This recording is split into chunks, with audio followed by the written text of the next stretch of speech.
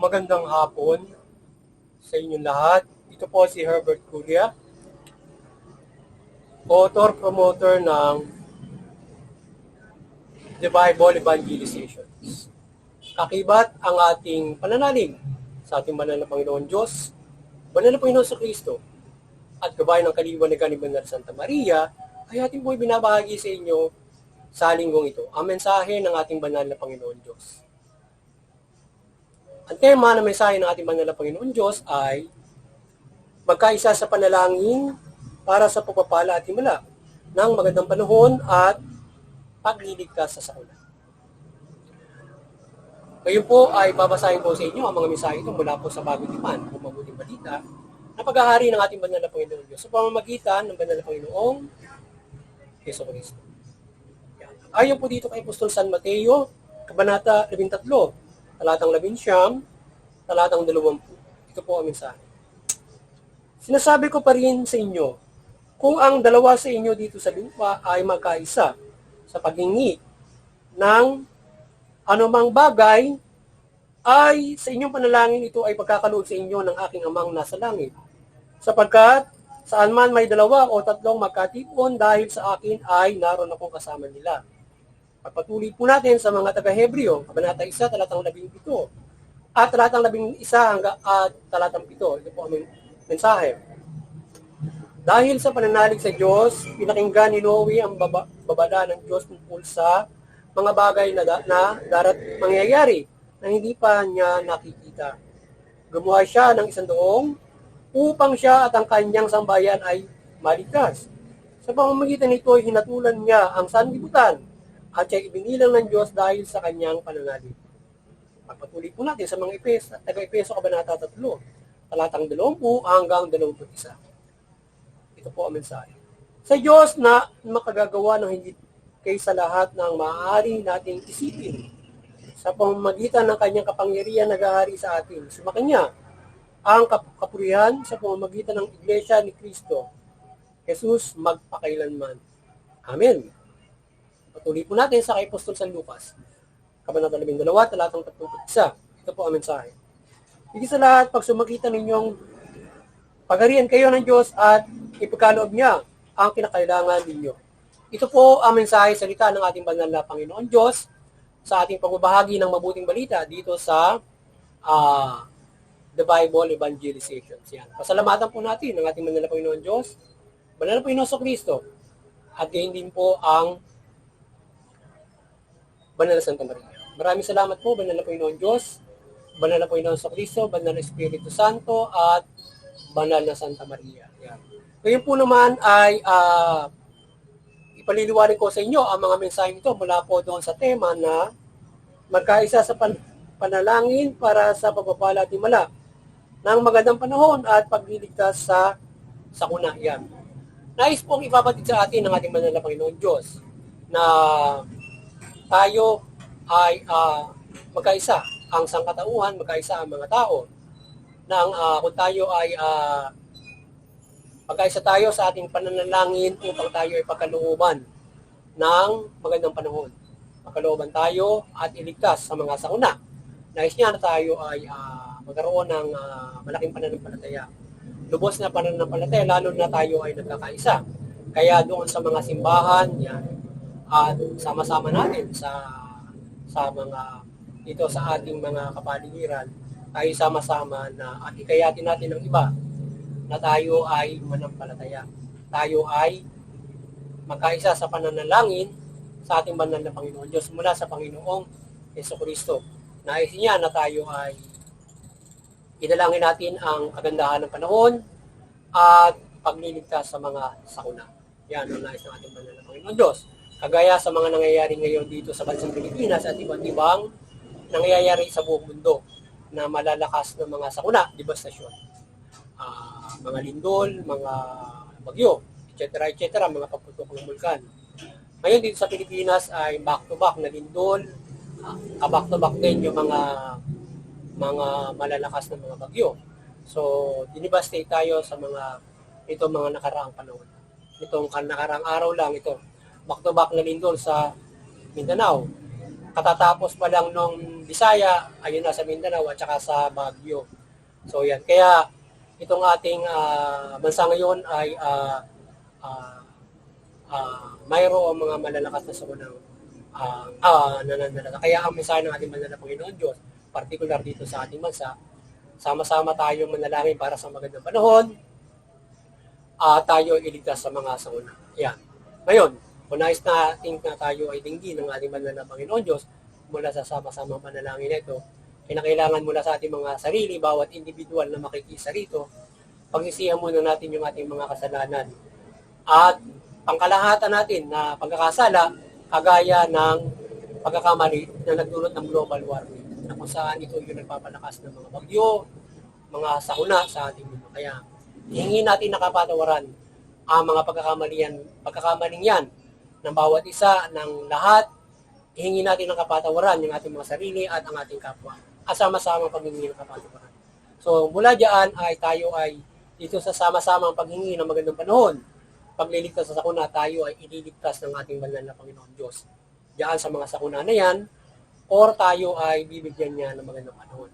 Ngayon, kagaya dito sa Pilipinas, meron tayong normal na pagsubok ang banal na Panginoon Diyos o normal na nililikha ng sakuna sa ating kapaligiran. Mga 20 bagyo yan, taon-taon, 25. So, ngayon hindi naman nananalasan ng lubos yan. Sa kabila ng lahat, tayo naman ay mapanampalatayang bansa. Kaya tayo ay sa kabila ng mga bagyo na yan, nakakaangkop, nakakapagpaunlad pa rin. Hindi tayo naging atrasado sa mga bagyo na yan at maraming kabilat ka ng mga napipinsala. So ngayon ay sa nagiging problema ng ating mundo ngayon na nagkakaroon nga ng mga devastation because of the global warming, ng Pilipinas ay isa sa mga yan na naging problema natin dahil dun sa normal na bagyo na nananalasa sa atin, lumalakas because of the global warming. Hindi lamang tayo mga Pilipino, mayroong pagkakamali dyan. Buong mundo yan. Hindi lang Pilipinas ang mag-aambag ng global warming, kundi buong mundo. Kaya tayo higit na naapektuhan dahil nga sa tayo ay mayroong normal na force of sakuna, mga tropical na bagyo. So kaya yan, tayo ay dumalangin ng lubos dahil yung ating normal na yan na mas pinalakas pa ng global warming. Yan. Kaya idalangin natin ang kaligtasan at tayo ay hindi sakunain ng lubos. Ito ay hindi manlalasan ng lubos, lalo na manlalasan ng buhay. Yan, idalangin natin yung ating kaligtasan. Sa gayon, diringgin tayo ng Diyos kung tayo ay kung tayo ay hingi ng kapatawaran sa pangkalahatan at sa ating mga sarili. Sa ating magkakaisa, idalangin natin ang kapatawaran ng ating mga sarili at ng lahat, ang ating kapwa, para tayo ay dinggin ng ating banal na Panginoon Diyos at hindi tayo patuloy na payagan na pinsalain o malalakas na bagyo dahil nga sa global warming. At hindi lamang sa pangkaraniwan na sakunang nananalasa sa atin. Malakas na ito sa global warming at nagbaback to back na siya. So ngayon ay meron tayo kinakaharap na mga parang anong tawag dito, yung para sa nagdo-domino effect yung bagyo. So mula doon sa Bisaya ay doon na sa Mindanao. Meron din sa Baguio at iba pang mga parte ng bansa. Kaya tayo ay manampalataya ng lubos, hindi tayo lindulin. At yung hindi natin malaman kung kailan ito mag-i-struck para manalasa sa iba't ibang parte ng ating bansa. Lalong-lalo na doon sa may fault line. So, abong bansa natin ay delikado yung may fault line, particular, hindi lamang yung may fault line, maging ang buong bansa because of the Pacific sinasabi na mag-devastate sa atin. So ngayon, hindi natin malalaman kung kailan ito mananalasa.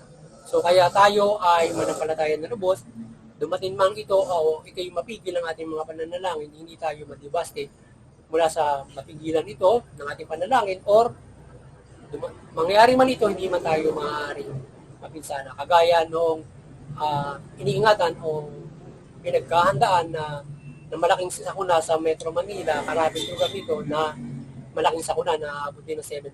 Pero malakas yung sa Mindanao, malakas pa ron, 7.4, yan, 6.8. So yan. Delikado sa maraming gusali yan. So ngayon ay higit sa lahat ay hindi antibay ng bahay, hindi antibay ng gusali. Hindi yung tayo nasa labas ng bahay makakaligtas kundi sa pamamagitan ng pananampalataya. Yan ang makapagliligtas sa atin. Hindi natin na malalaman kung sino ang maaaring mapinsala ang buhay pagdating ng mga ganyang mga bagay. At iwasan natin ang paggawa ng pagkakamali sa kapwa. Upang sa gayon ay hindi tayo mapariwara, mapahamak, lalo na sa mga sakuna. Kagaya na nung sinabi ng Panginoon sa Kristo na may mapahamak na mga kababayan niya doon na saan na ipinapatay noong ni Pilato at sinakuna.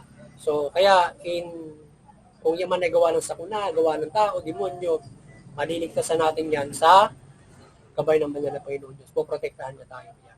Kaya tayo manampalataya ng lubos for our protection. At hindi tayo mapariwara. Yan. At maging mabuti tayo sa ating kapwa. Yan. Sa nangyayari ay ito yung nagiging sign na rin sa ating pamalaan.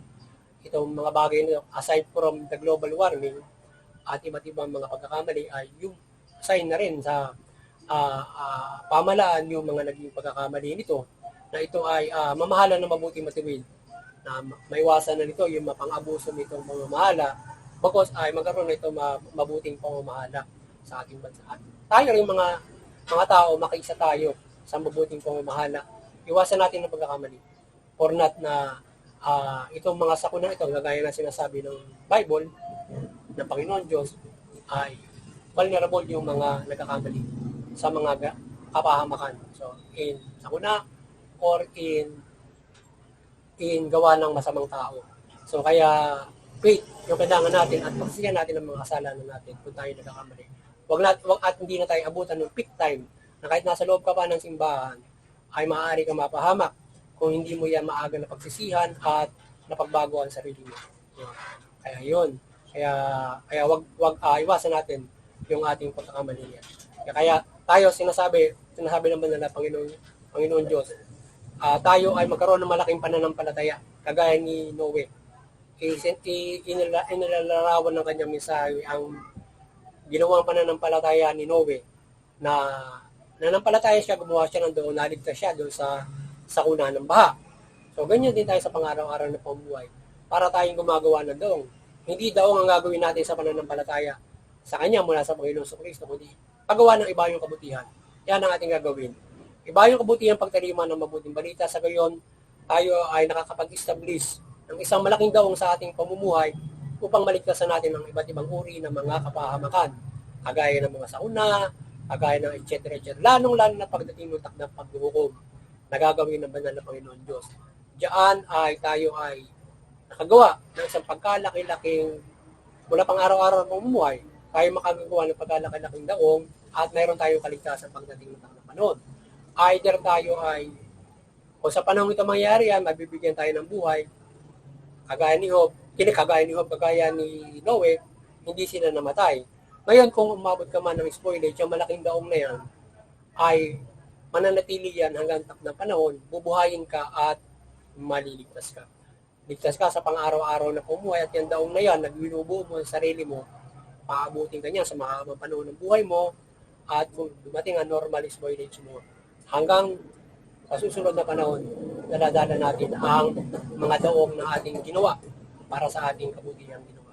Kaya, sumunod tayo, manampalataya tayo sa Panginoon, sumunod ang Panginoon sa Kristo, at sundin natin ang mabuting balita upang ito ang malaking daong na ating gagawin sa ating buhay for salvation in daily lives to judgment. So, yun muli, sana ay nagabayan na naman kayo ng mabuting balita mula sa pagbabahagi natin dito sa The Bible Evangelizations at kayo ay maakay sa kaligtasang spiritual, maakay sa buhay at kaligtasang spiritual sapagkat ang pagbabahagi natin ng mabuting balita ay pagbibigay buhay at paggabay sa buhay at kaligtasang spiritual. So kaya kayo ay manampalataya para pagkalooban tayo ng buhay, kaligtasan at pagpapala ng Panginoon Diyos. Sana kayo ay ating mabuklod sa buhay sa pamamagitan ng Panginoong Kristo at manampalataya kayo nilabos diyan. At yan, tayo maligtas sa lahat ng mga bagay-bagay at sana patuloy tayong gabayan ng kaliwanagan ng ating banal na Panginoon Diyos, Panginoong Kristo, banal na Espiritu Santo, ng kanilang presensya mula sa banal na Santa Maria, pati ng mga anghel na kanyang sinusugo upang tayo ay bigyan ng magandang panahon. Ngayon ay through the angel of virtues yan. So ngayon tayo ay sana ay pagkalooban tayo ng magandang panahon ng ating banal na Panginoon Diyos, gabayan tayo ng kaliwanagan ng banal na Santa Maria at pagkalooban tayo ng magandang panahon ng banal na Santa Maria at ng mga angel of virtue o mula sa Panginoon Diyos at tayo makapagbuhay ng mabuti. Yan, tayo mula dyan sa mga sauna na yan, tayo maligtas dyan sa mga ganyan mga bagay. Yan. Ito ay mawala, ito ay palitan ng magandang panahon. Yan. At hindi tayo ma-devastate ng lubos, kaya ng buhay. So ngayon, ay doon sa interfaith unity naman, patuloy tayo magkaisa at maliwanagan ng ating mabuting balita, maliwanagan ng ating banal na Panginoon Diyos at maliwanagan din ng ating mabuting balita yung bawat mga reliyon na tayo magkaisa sa interfaith unity upang sa ganyan unawan natin yung ating mga reliyon sa pamamagitan ng pagbuhaira ng kapayapaan, pagkakaisa at tayo ay hindi hindi tayo nagkakaroon ng pag-aawayan yan. Bagkos ay nagkakaisa tayo diyan sa pagmamahalan at pagtutulungan. Yan, nakakatubay tayo sa pamahalaan, pamilya, at lalo na sa paggaway ng mabuting pamamahala at buong mundo. At sa ating munting kakayanan, patuloy tayong maasa ng paggabay ng kapangyarihan at kaliwanagan ng banal na Panginoon Diyos. Pagsugo sa banal na Santa Maria ng kanyang mga anghel upang tayo ay sa pagbubuklod natin na sangatawan at pamabahagi ng mundo. Sana kayo ating Panginoon at tayo ay gabayan ng kanyang kapangyarihan, ng kanyang mga pagmimilagro sa ating panahon. At doon sa pamahalaan, kayo ay maliwanagan ng mabuting balita ng banal na Santa Maria, mamahala kayo ng mabuti, matuwid-tuwid ninyo yung karapatan ng pantao. At sa kayo makikinabang yung inyong mamamayan sa inyong mabuting pamamahala. Sila yung makapamumuhay ng mapayapa ayon sa karapatan, maunlad. Sa lahat, makakapanampalataya sila ng mapayapa sa ating banal na Panginoon Diyos. Banal na Panginoon Kristo, mayroon mga iba't ibang pananampalataya. Muli, naway tayo patuloy na pagpalain at protektahan naman ng Panginoon Diyos at sama-sama tayong mabuhay ayon sa mabuting balita. Magandang gabi sa inyo lahat at God bless you.